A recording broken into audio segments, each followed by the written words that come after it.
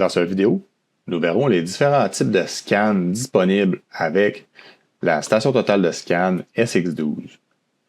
Donc, dans un premier temps ici, j'ai fait une mise en station régulière sur le point ici STA2. Donc, par la suite, par exemple, on pourrait regarder sur la carte, ça ressemble à ceci. On pourrait aller voir sous Mesurer et Scanning. Scanning ici va nous donner toutes les options disponibles pour configurer un scan ici géoréférencé. Donc, je vais être en référence à mon point sur lequel je suis installé, c'est-à-dire STA1. On peut lui donner un nom de scan, donc chaque scan devra avoir son nom unique. Maintenant, en termes de cadrage, on pourrait s'intéresser par exemple au rectangle dit coin. Donc, par exemple, qu'on veut faire le scan de cette section-ci de mon tunnel, on pourrait simplement cliquer sur les deux coins et avoir l'étendue de scan qui va être régie comme ça. On pourrait y aller par rectangle dit côté. On pourrait simplement cliquer les deux côtés. Et là, on aura l'entièreté du dôme dans cette section. On pourrait y aller par polygone, par exemple, ici.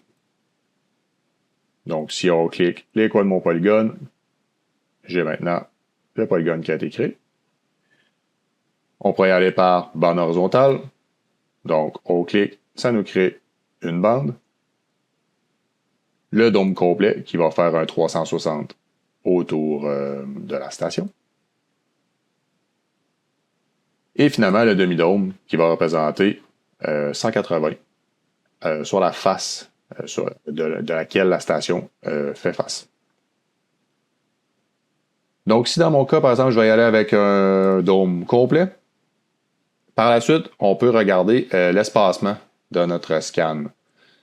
Donc ici, avec l'espacement de mes points, si on indique que le scan a une distance d'environ 25 mètres, on aura des points à chaque 2,5 cm. Donc là, on est en mode dit approché. On pourrait se mettre par exemple en mode super fin. On aurait des points ici à ce moment-là au 3000 mètres. La durée est indiquée ici. Donc là, moi, c'est dans le monde virtuel. Donc le temps estimé n'est pas vraiment de 48 heures. Faire attention ici. Donc, on pourrait aller par exemple en mode approché. On pourrait aussi y aller par exemple en mode polygone. Donc, je vais simplement déterminer ici mon polygone de mesure. En ce moment, je suis à 56 secondes de scan pour 337 000 points. Par la suite, on peut aller voir la portion panorama.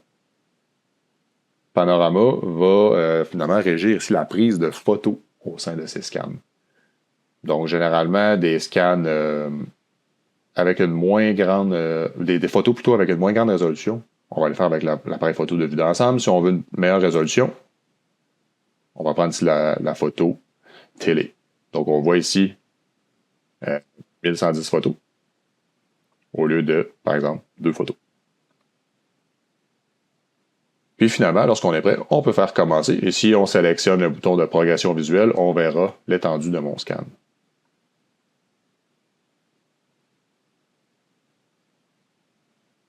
Ici, les panoramas sont terminés.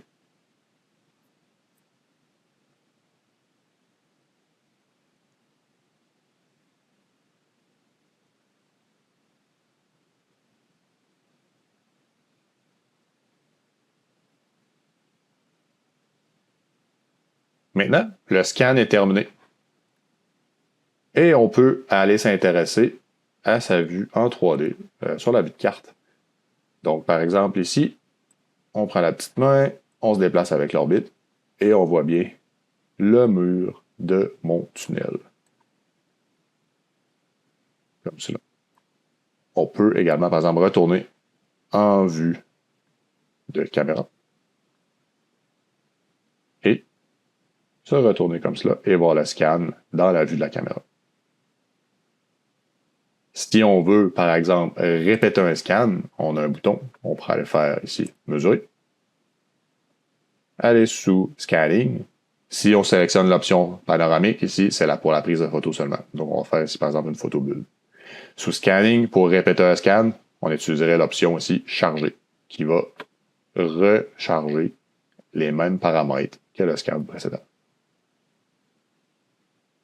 Donc, c'est ainsi qu'on complète un scan ici qui serait géoréférencé avec la mise en station à l'aide du Trimble SX12. Il est également possible de faire des scans non géoréférencés. Lorsqu'on est à l'extérieur d'une mise en station, on peut utiliser ici, à ce moment-là, la station de scan. Donc, merci.